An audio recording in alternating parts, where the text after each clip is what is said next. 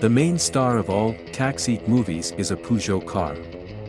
A stylish white sedan with a lot of tricks is the fastest cab in Marseille. The cameramen, mechanics, stuntmen and drivers worked hard to show the car in all its glory. We had a number of cars in attendance. As you can see, everything turns on and works, all the keys, buttons and knobs. We had to constantly grease the wheels and pump up the tires to keep them sliding. You have to shift your center of gravity to drive on two wheels. I drive in from the left, then curve to the right. Right now we're going to tell you how we managed to make such an unusual, unique Peugeot and shoot it in all these unrealistically cool scenes. In short, how the Peugeot was filmed in Taxi. This is Christian Bonnechen, the car mechanic. He's the one who's been tweaking and tuning the cars for the franchise. Everything that extends, lifts, rotates and appears on the Peugeot is his work. We had several cars. One dual control, two race cars, one circuit racing car, one adapted car, one open car, and one, as yet secret prototype, a car for filming in the snowy Alps. There was also a gas-powered car, a special development of Bonnechen's workshop.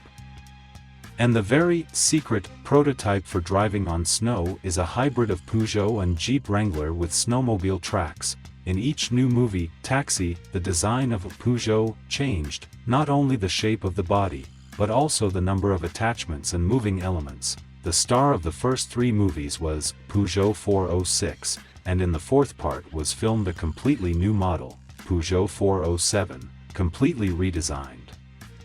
And if in the third cab on the Peugeot 406 was installed only 4 casting molds, the new 407 carried on the body already 12 overhead molds. Almost everything was changed in it: front and rear bumper, roof, fairings, wings, hood, air intakes, sills, spoiler and muffler. And the wheels are from a real Formula 1 race car. We changed everything.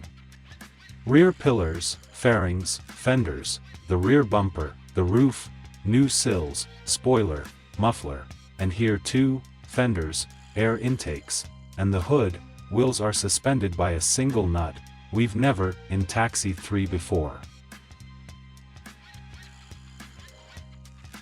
This is a real wheel from a Formula 1 race car.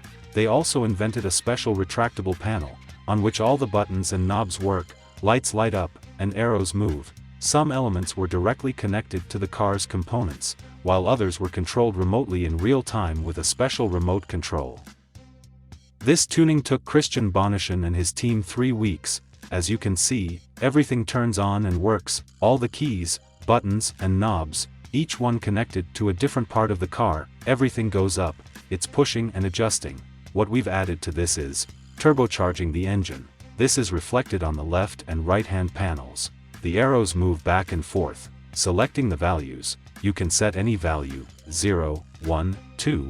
All the shots where wheels are extended, air intakes are raised, spoiler and bumper appear were shot on a special car. It wasn't even a car, because it didn't drive.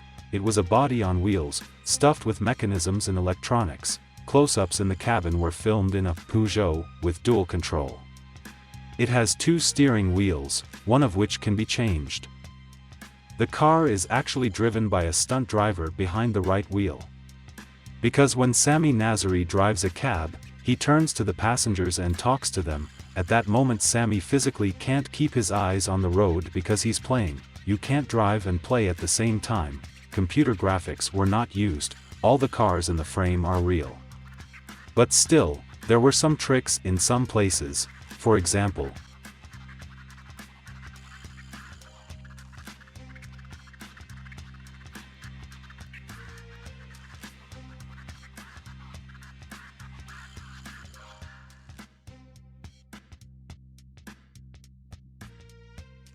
in this scene, look carefully. Again, notice anything? At the end of this video, we'll reveal the secret. The 2-wheeled stunt was performed by stuntman Michel Julien. After driving onto a ramp, he put the car on 2 wheels and drove 15 meters. To drive on 2 wheels, you have to shift your center of gravity. In order to do this, you have to put two wheels out on the ramp, and when you come off the ramp, you have to work the steering wheel to maintain that position and keep going, and when you drive like that, you veer a little bit, you find the right angle and then you keep it, you play with the steering wheel, and that's how you keep steering, you keep correcting the car and making sure that it's, and keep it level and keep it balanced and make sure it doesn't roll to one side or the.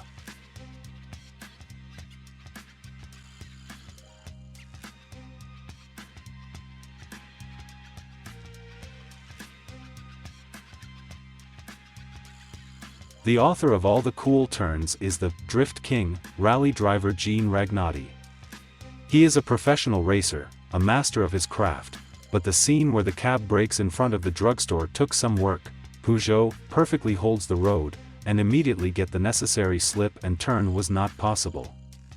Before each take we relubricated and pumped up the wheels for better glide. I come in from the left, then a turn to the right, a U-turn on the point and I'm there. Once again the car turned too hard and sharply, the wheel crashed on the curb and it was impossible to continue shooting, but this particular take was left in the film.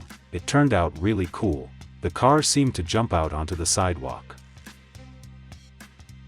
In the streets of the city and on the highway, the Peugeot is driven by professional stunt drivers, except for the scene where the cab rushes over the bridge. Here, according to Sami Nazari, he himself was behind the wheel and really accelerated to a very decent speed, and here, of course, professional racers are at the wheel, but one of the cars is not real.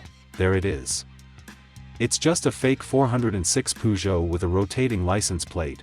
That's how they filmed the Peugeot in Taxi.